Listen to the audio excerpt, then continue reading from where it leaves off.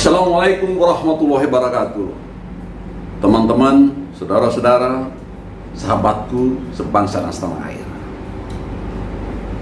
Hanya satu judul, dua kata yang pantas atau tepat untuk menjelaskan ini, yaitu menggiurkan sekaligus memprihatinkan. Apa itu? Ikuti videonya sampai tuntas.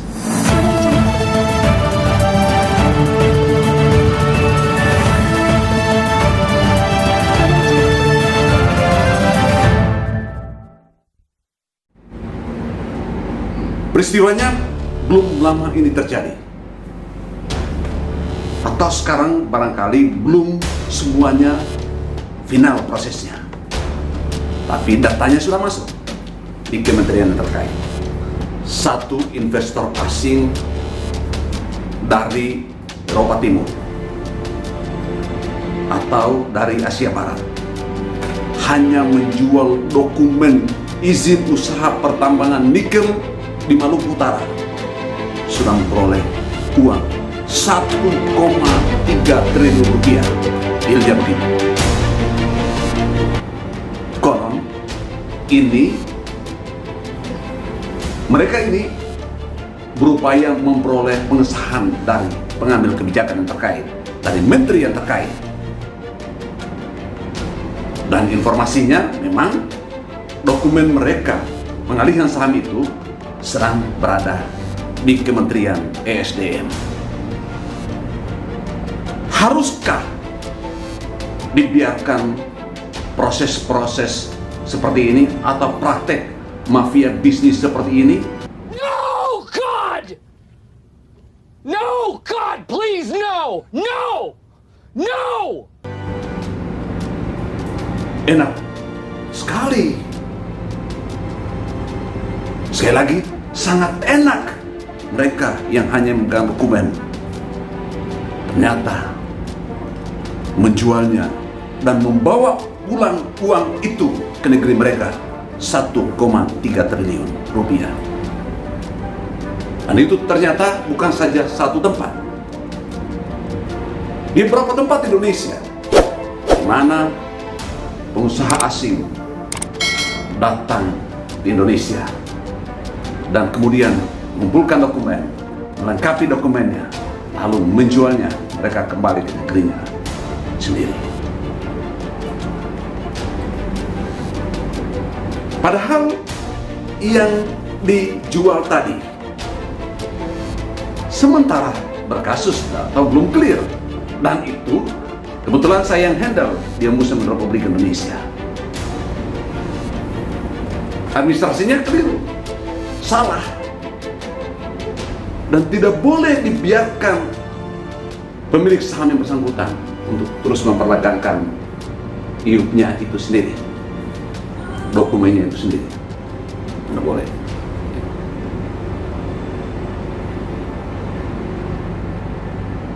Sebagai informasi tambahan juga, grup perusahaan ini, perusahaan penanaman modal asing ini, memiliki iup tambang nikel juga di Pulau Buntel. Dan konon segera juga akan dialihkan sahamnya dan akan memperoleh uang kurang lebih yang sama nilainya, triliunan rupiah. Begitu hebatnya.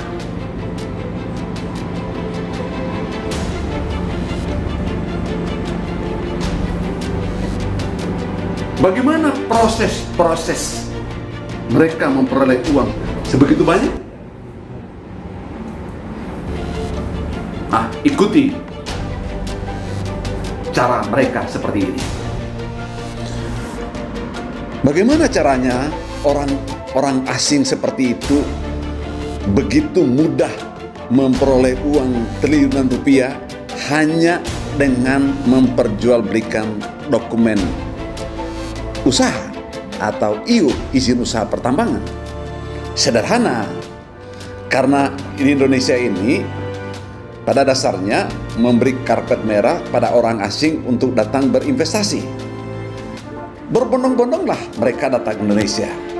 Jadi langkah pertama, mereka datang ke Indonesia mengatasnamakan investor asing sehingga diberi karpet merah oleh para pejabat di Indonesia.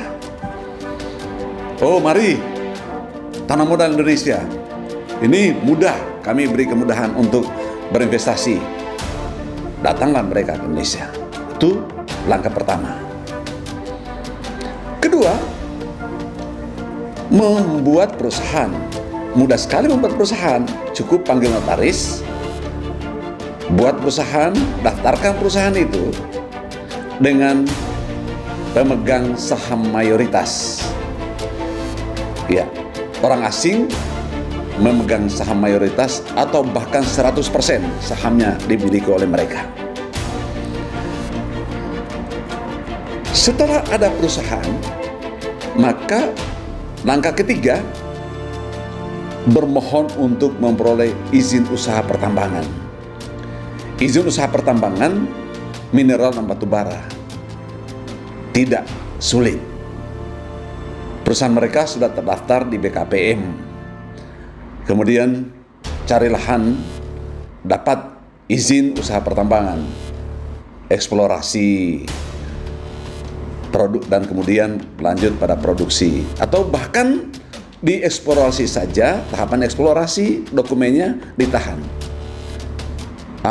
Dianggap, oh ini miliknya PMA dari negara X. Begitu kira-kira. Sudah. Dilengkapi dokumennya secara baik, sesuai dengan aturan. Dan kemudian ditunjukkan kandungan atau isinya dan kadarnya kalau dalam dunia minerba. Kadar nikelnya semakin bagus, semakin mahal. Begitu juga batu bara. Rapi dokumennya, mereka tidak melakukan apa-apa. Hanya menyimpan dokumen itu. Itu langkah keempat. Tahan dokumen. Biarkan lahan terantar, tidak perlu digarap. Yang penting dokumennya adalah milik mereka dan tidak ada yang boleh ganggu. Lalu mereka punya uang? Belum tentu, atau bahkan tidak punya uang untuk investasi sebetulnya, hanya pegang dokumen itu. Maka tahap kelima, langsung menjualnya, menawarkannya kepada pihak lain. Dapatlah uang triliunan rupiah itu. Begitu gampangnya. Harusnya pemerintah tidak boleh membiarkan peristiwa atau praktik seperti itu terjadi. Tidak boleh. Kenapa? Harta bumi ini untuk warga negara sendiri. Prinsipnya seperti itu. Masa dengan begitu mudahnya diambil oper dan dengan hanya bermodalkan dokumen, orang asing itu kemudian mengambil uang dan membawa pulang ke negerinya. Tidak adil, bukan? Inilah seharusnya yang perlu dikasih catatan. Dan harusnya Menteri SDM dan atau Kepala BKPM, Badan Koordinasi Penanaman Modal, tidak boleh memberi ruang pada investor seperti itu. Atau tidak boleh mengiyakan untuk mengalihkan sahamnya. Karena dengan mengalihkan saham itu, dia sudah memperoleh uang triliunan rupiah sekali lagi. Dan dia meninggalkan Indonesia. Goodbye Indonesia, uang Anda saya sudah peroleh 1,3 triliun rupiah. Peristiwa seperti ini tidak hanya satu kasus. Sekali lagi tadi di kampung halaman saya sendiri di Pulau Buton ada, kalau saya tidak salah nama PT-nya PT BIS. Itu juga mau dijual. Itu PMA. Nah, di Maluku Utara juga ada kasus juga.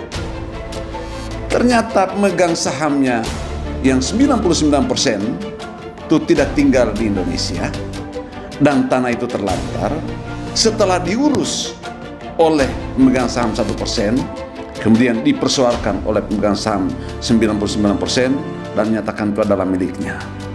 Tanah terlantar, administrasinya buruk atau tidak beres, dan kemudian mengancam kerugian materi bagi masyarakat dan atau pemilik yang ada di Indonesia. Pengusaha asing yang nakal lainnya ada juga yang mengemplang pajak. Bahkan informasi terakhir yang saya dapatkan langsung dari bagian dari pemiliknya, utang PMA itu ke negara mencapai lebih dari 50 miliar rupiah. Bukan uang kecil. Itu baru utang pajak dan PNBP-nya atau kewajiban-kewajiban lainnya. Para pengusaha seperti ini atas nama investasi asing tidak sedikit di Indonesia, dan dengan cara yang sama sekali lagi memperoleh uang yang begitu mudah. Harusnya sekali lagi pemerintah, pejabat yang terkait tidak boleh memberi ruang praktek bisnis seperti ini. Kembalikan harta bangsa ini pada pemiliknya, pemilik aslinya sendiri. Terima kasih. Assalamualaikum warahmatullahi wabarakatuh.